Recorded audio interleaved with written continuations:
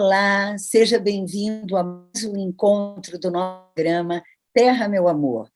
Esse programa em que a gente reflete sobre diferentes realidades do nosso país e do mundo, né, procurando trazer justamente a reflexão da importância da nossa diversidade, da nossa biodiversidade, e de como é relevante que, nesse momento, a gente esteja consciente de que precisamos cuidar e proteger da nossa casa comum, a Terra. Eu hoje trouxe para estar conosco uma pessoa muito especial, que é a Soliane Manquinerum. Olá, Soliane, seja muito bem-vinda ao nosso Terra, Meu Amor. É uma alegria imensa ter você aqui com a gente hoje. A Soliane está falando com a gente lá do Acre, da fronteira do Brasil com o Peru, mas ela vai explicar isso para a gente. Então, para vocês conhecerem um pouco mais da Soliane, a Soliane ela é professora indígena, que atuou no movimento indígena do Acre como conselheira da cultura do Estado do Acre. Ela é historiadora de formação e mestra pela mesma instituição de ensino superior que a Universidade Federal do Acre. Atua como agente cultural indígena e trabalha com formações voltadas para promover a cultura indígena. Seja muito bem-vinda, Soliane. Então, eu queria começar te fazendo uma pergunta. Aonde você está nesse momento desse vasto território que é o Brasil? Você está em Rio Branco? Na sua aldeia? Onde você está? Quero agradecer a oportunidade de fazer parte do programa, que eu achei que tem uma perspectiva, uma visão assim muito linda, né? Agradecer mesmo a participação.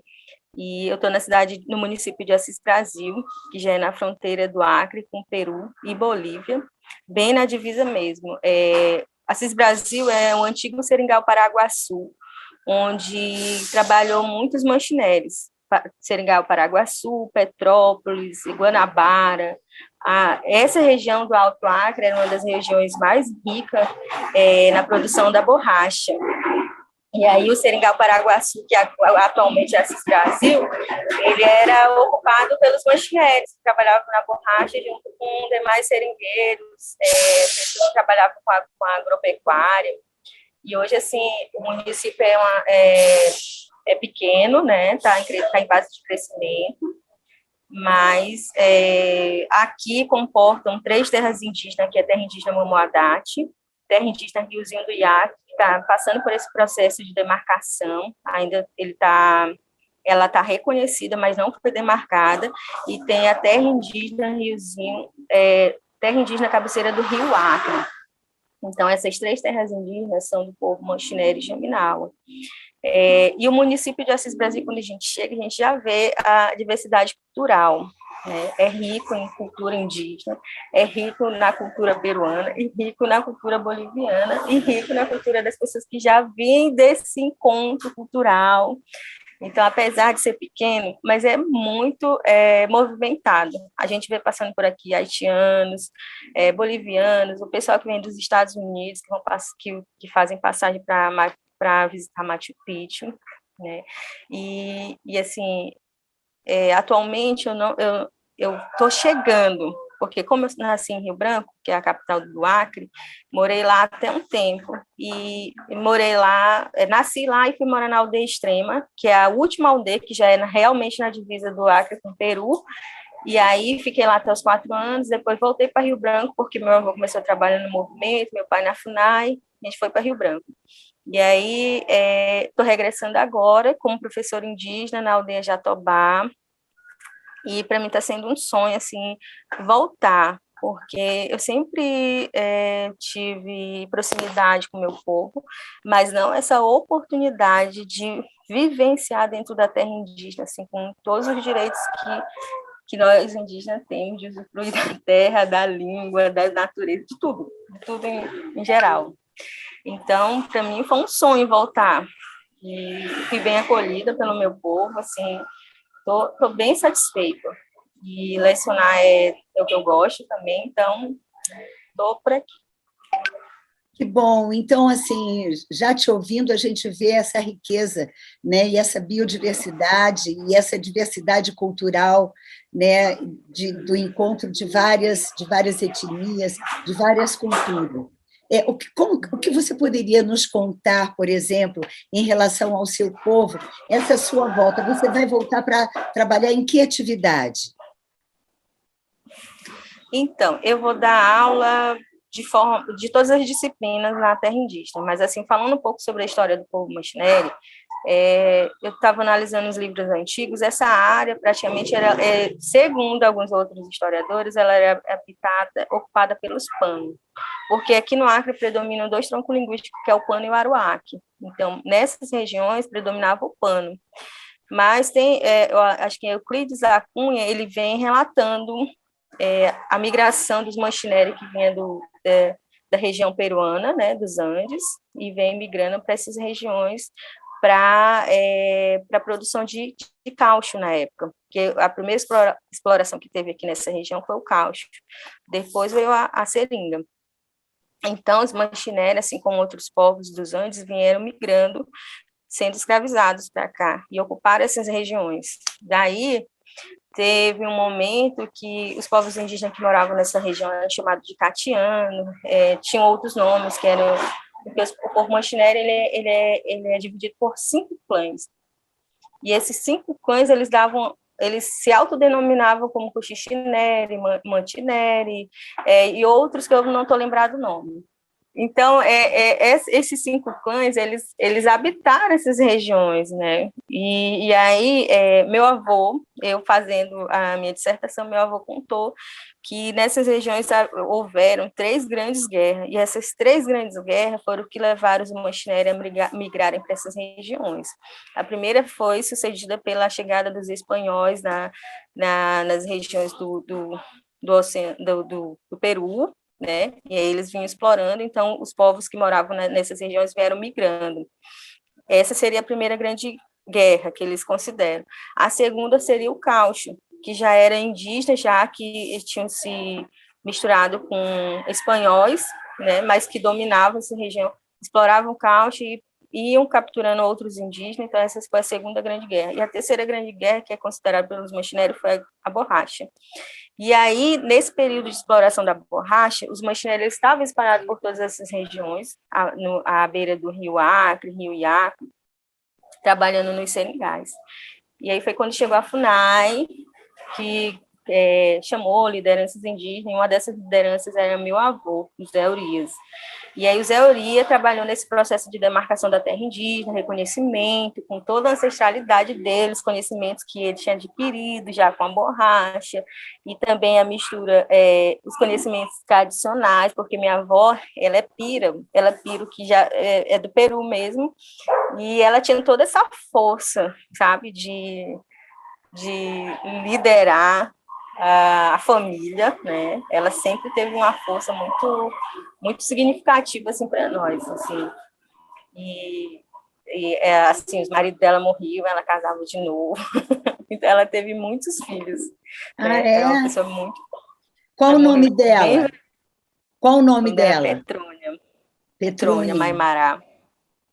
Isso. Então, ela ensinou meu avô e os demais filhos assim com uma força muito forte, sabe? Então, meu avô, ele aprendeu muitas coisas, ele aprendeu a curar pessoas, ele aprendeu a fazer medicina tradicional sem ser através de rituais também.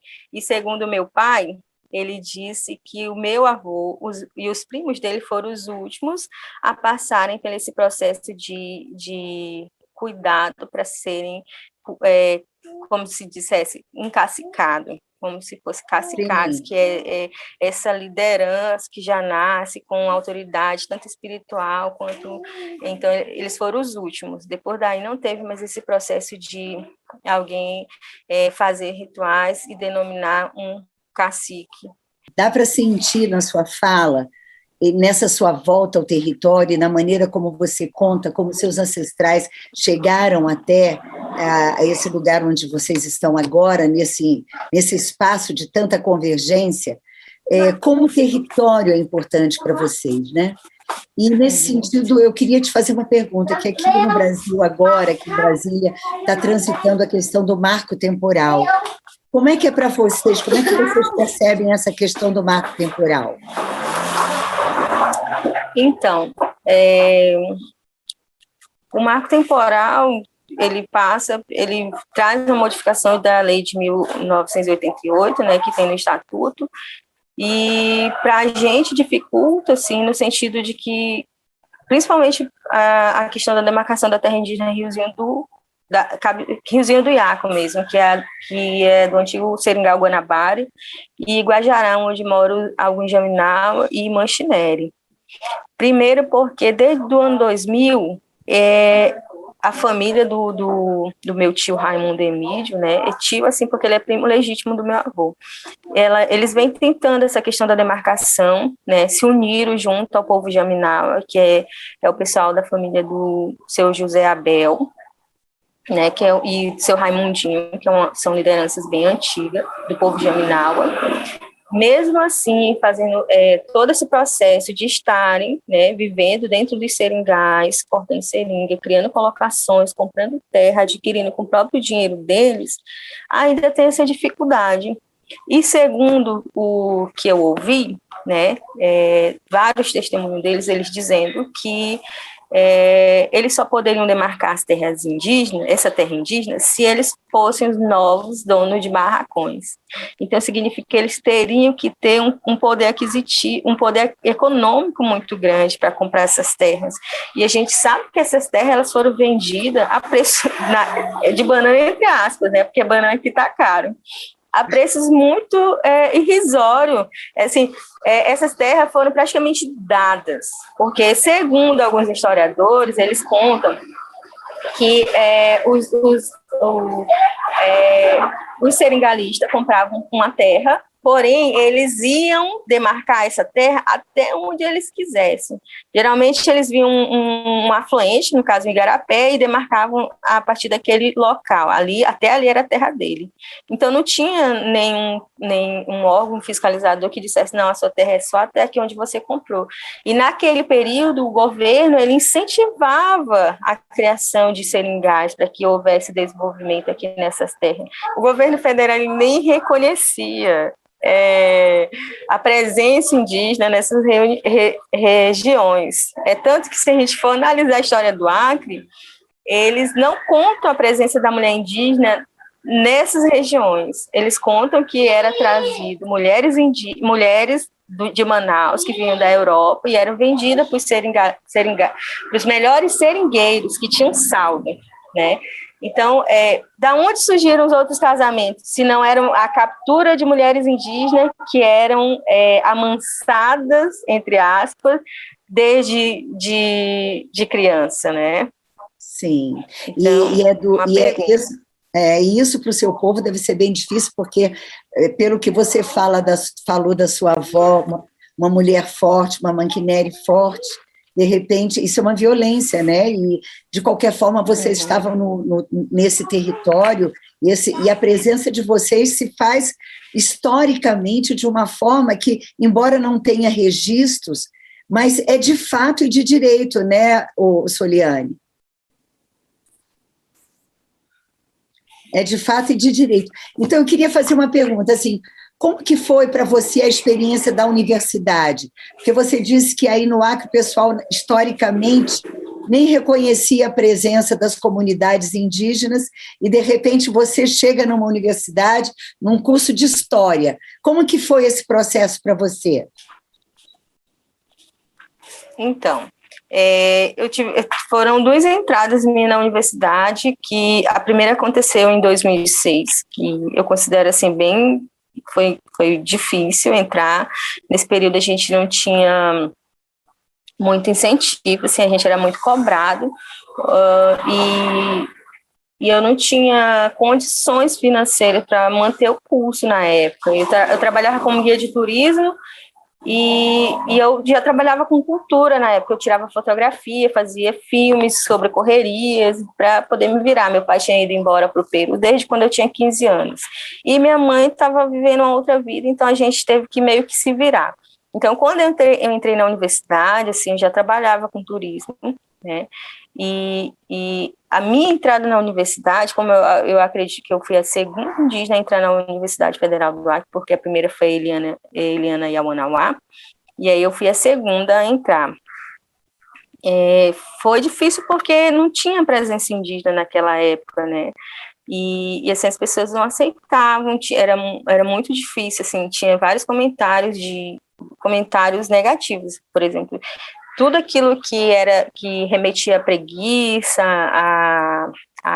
digamos, ignorância, e a outros conceitos negativos, sexualidade, miséria, era relacionado aos povos indígenas. Então, eu cheguei nesse contexto, né, de resistência sempre para os povos indígenas, e aí as pessoas nunca, praticamente, não viam indígena. E quando viam indígena, tinha essa questão da segregação, de não se aproximar, de não tentar conhecer. Então, eu já vinha nesse contexto, né? E quando eu entrei na universidade, eu passei muito preconceito, mas eu desisti com 2 anos, porque eu não aguentei, nem por parte dos alunos, nem por parte dos professores, era muito ruim. Mas fui para Manaus, fui para Pauini, que é no Amazonas, e por lá eu decidi voltar. Eu separei, eu falei assim, nossa, eu aprendi tanta coisa na UFAC, apesar de eu ter passado por muitos preconceitos, eu aprendi muita coisa. E eu vou voltar para lá, porque se eu não resistir, eu fiquei pensando, né, se eu não resistir, se eu não demonstrar que eu tenho uma força de mudar essa realidade, de trazer para o debate discussões indígenas, a gente vai continuar fugindo, negando, talvez assumindo a identidade que não é. Então, eu voltei. Quando eu voltei, eu fiz o primeiro Enem de novo, foi 2011 para 2012, passei, e voltei para a história. Já nessa turma, as pessoas elas tinham uma mente mais aberta, eram abertas para o diálogo, então eu me senti acolhida. Teve preconceito, mas não tanto quanto na época de 2006, né? Então, eu finalizei, aprendi muita coisa, a UFAC é uma universidade ótima, eu acho ela excelente, aprendi muita coisa, e tive professores, assim, maravilhosos, que me acolheram, assim, de uma forma que eu nem acreditava, assim, eles foram generosos, assim, então, eu permaneci, inclusive até fiz o mestrado lá de novo. E a sua pesquisa sobre o resgate, então, dos saberes e da ancestralidade da sua cultura, do ponto de vista acadêmico, aconteceu no seu mestrado, né, na sua própria pesquisa. Uhum. Foi isso mesmo? Sim. Sim. E como que foi para você fazer contato com esse resgate, com essa memória? Certo. Tinha minhas memórias, né, minhas vivências em relação ao que eu tinha ouvido da minha avó, e ela tinha me ensinado várias coisas, inclusive contar história. Eu gostava de contar narrativas dos antigos. Só que ela sempre dizia que as narrativas eram sagradas, né, e que a gente não contava de qualquer jeito. Tinha que ter um horário, que no caso era 6 horas da tarde, e tinha que chamar as pessoas, as crianças tinham que estar em silêncio, para eu contar a história. E se eu não seguisse esse rito, algo ia acontecer, tipo, ela se tornaria real na minha vida. Eu achava que isso era bobagem, assim, não levava muito em consideração. Mas eu contando história, eu passei a ter alguns indícios de que aquilo que eu estava contando, ele estava acontecendo na minha vida. Aí eu parei de contar a história. Eu falei, não vou contar a história. Deixei para um período sagrado, quando eu tivesse quando estivesse preparada para lidar com todos aqueles elementos que a minha avó sempre contou. Então, assim, eu respeito, são sagradas. Sim. Soliane, deixa eu te fazer uma pergunta. Você poderia falar alguma coisa sobre algum ritual especial, característico do povo Manquineri? Algum ritual, algum Sim. rito de passagem, alguma coisa assim? Então, tem o rito de passagem, que é da primeira menstruação da moça, independente da idade que ela tiver, desde os 10 aos 13 anos, ela passa por esse ritual de pintação, né? Os pais celebram a festa, produzem comida, chamam as pessoas da comunidade, convidam de outras comunidades bem distantes, justamente para promover esse intercâmbio, e dentro desse intercâmbio acontecem vários casamentos de jovens de outras famílias, é justamente para isso. Então, a moça ela é apresentada, né, digamos, para a sociedade Mantinelli, e os pais celebram. E durante essa celebração, ela serve bastante bebida de caiçuma, que é caiçuma fermentada. Nesse período, ela vai demonstrar toda a capacidade dela de arte. Ela vai aparecer pintada, a família dela pinta ela todinha, porque a pintura no corpo simboliza proteção espiritual, porque nenhum espírito da floresta vai tocar nela, nem vai jogar doença no corpo dela, para que ela venha ser afligida na vida adulta, sentir dores de parto, dores na perna, pegar doença, o espírito roubar ela, levar ela para algum lugar. A pintação serve para proteção. Além disso, ela servia bebida para as pessoas mais velhas, tipo os anciãos, e ela sentar com o ancião, ficar conversando, dialogando, e se ela demonstrar autocontrole, né, porque a caiçuma, ela embriaga, quando ela está fermentada, ela embriaga, então se ela manter autocontrole, e ela estiver lá sentada com eles, dialogar, vencer todo o sono, a dificuldade, o cansaço, ela consegue adquirir tanto sabedoria quanto vida longa. Ela é abençoada com vida longa. Então, a partir desse momento que ela passa por esse ritual, ela é considerada uma pessoa adulta. Ela tanto pode escolher uma pessoa para casar, quanto pode ter outras responsabilidades, né, de cuidar da vida dela mesma. A partir daquele ato, ela já é considerada adulta. Então, para nós isso é importante pelo fato de conhecer outras pessoas, de fazer com que o povo cresça, que haja casamento, e também de celebrar a vida de uma jovem, né, que teve a primeira menstruação. O ato da menstruação significa vida, né, significa que daqui para frente vai vir mais pessoas. Então, a gente tem importância o casamento indígena. Não assim, de forma bem evidente, mas assim, nessas atitudes a gente percebe que os casamentos indígenas, eles são muito celebrados pela constituição de novas famílias e também pelo crescimento populacional, porque a gente gosta de muita gente dentro de casa, muitas crianças. Se você chegar numa aldeia indígena, você vai encontrar muitas criancinhas que chegam falando na língua materna, estão tomando banho no rio, estão brincando de caçar, estão tirando melancia, vão para a praia colher feijão. Elas são viradas. Elas podem estar em vários lugares. É uma alegria. É uma alegria. Né? É uma alegria. Que bonito ver esse ritual, né? Uma reverência ao feminino, né? E isso é muito importante a gente saber, porque, vamos dizer assim, na nossa cultura ocidental, urbana, né, muitas meninas estão tomando injeção para não ficar menstruada, né, justamente negando um aspecto tão importante, tão sagrado do feminino, que é a menstruação. E aí é bonito a gente ver na sua etnia essa reverência a esse aspecto sagrado dos ciclos da lua, né? Como a gente fala, que é o corpo feminino dialogando com a lua, né? Então, eu acho lindo saber que na sua etnia há essa reverência. E para os meninos também há um ritual? Tem um ritual, mas não tão importante. O ritual que havia era esse de preparação de um líder espiritual, que era a questão de levar ele para a floresta, ele passar um tempo sem comer ali carne e qualquer tipo de alimento que fosse tocado por alguma mulher, porque como dela sai fluido, sai sangue, então ela não era permitida tocar na comida deles. Então a preparação deles era isso, abstinência sexual, abstinência de carne vermelha, de qualquer tipo de carne. Ele ia se alimentar com aquilo que a natureza oferecesse, tipo água da taboca, seiva de banana verde.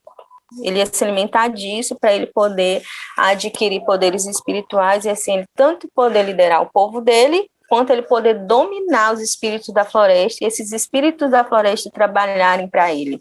Porque o homem Machineri, ele está aqui, mas ele diz assim, ó, fulano vai, a grande liderança, diz assim, ó, fulano, como ele adquiriu o poder, fulano de tal vai trabalhar. Então, ele mandava o espírito do macaco trabalhar, macaco, viado, a anta. Então, esses seres, como são outros humanos, na visão xamânica, eles trabalhavam para a pessoa Machineri, e de uma forma misteriosa, segundo os estudos do Luca, de uma forma misteriosa as casas elas apareciam construídas, aldeias todas também construídas, roçado, plantado, várias coisas elas surgiam a partir desse contato do Mancinelli com digamos, com o ente.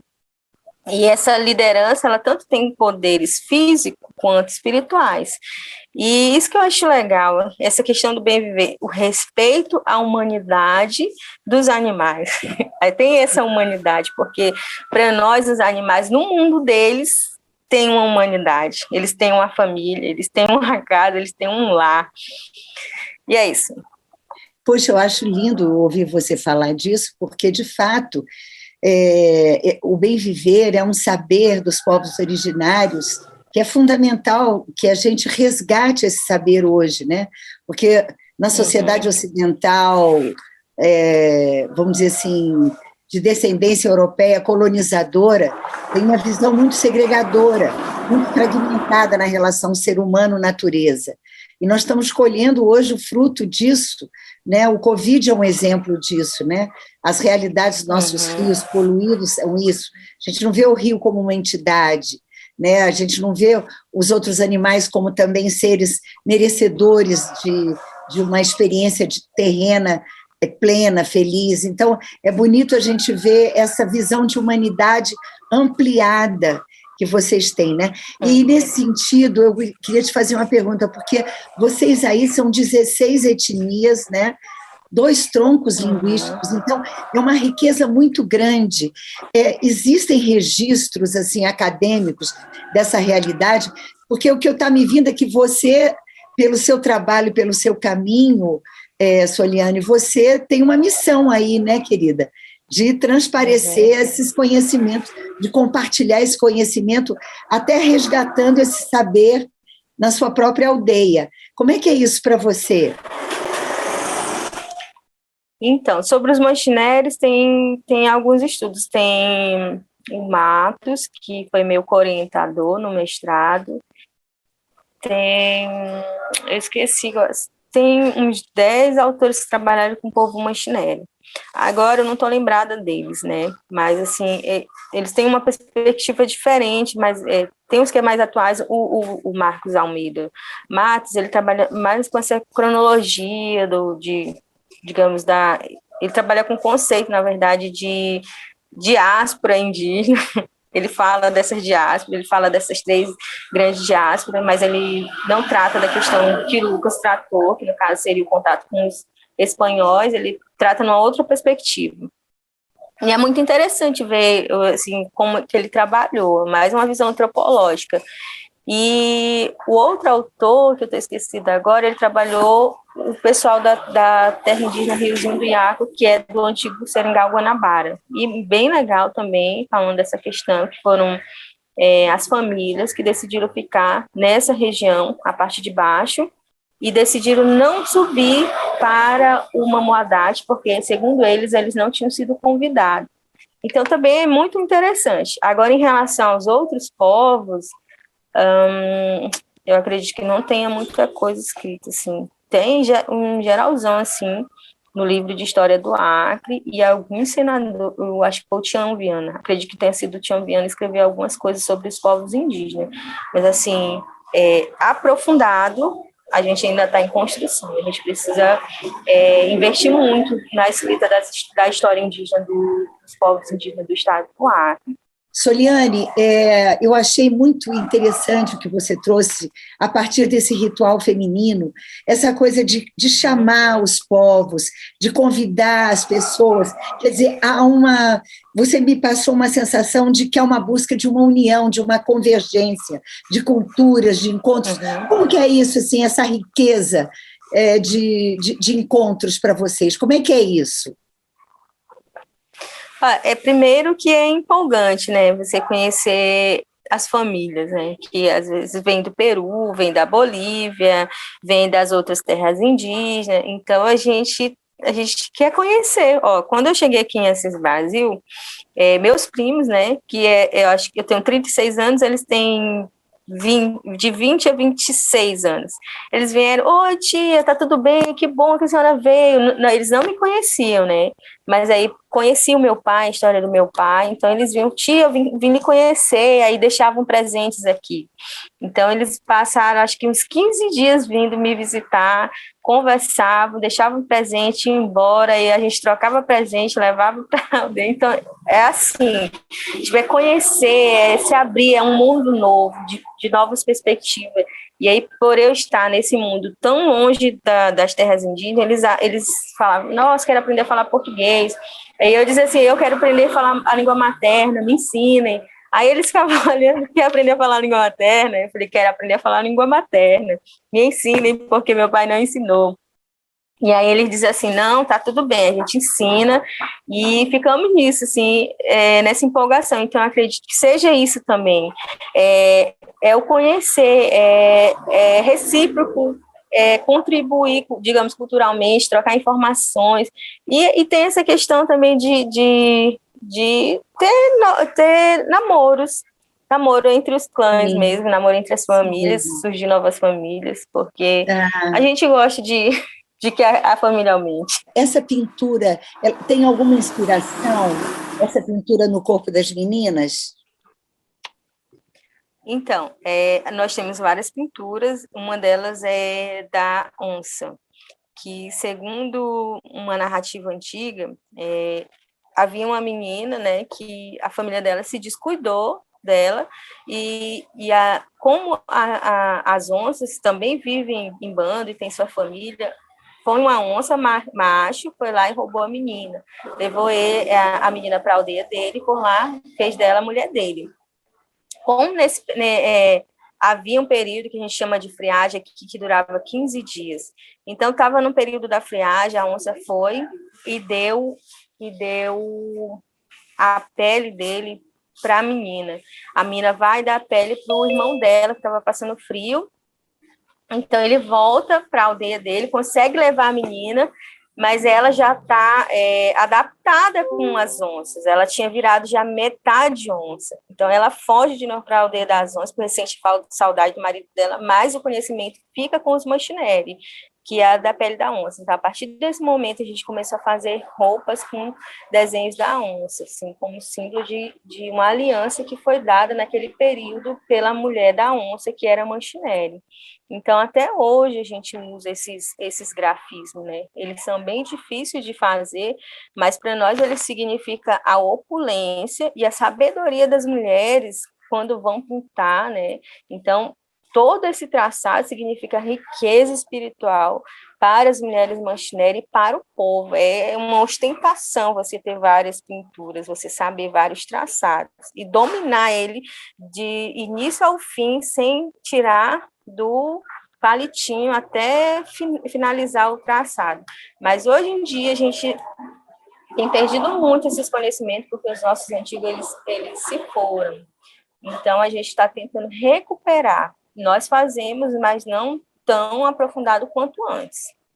Que lindo! E eu, assim, vendo você falar com esse entusiasmo, com essa alegria, é encantador. Então, eu imagino como para vocês, essa relação de vocês com a terra de vocês, com a cultura, como o fato de você estar voltando agora, para o seu coração, deve ser um momento muito especial, né? E, então, assim, nós já estamos terminando o nosso tempo.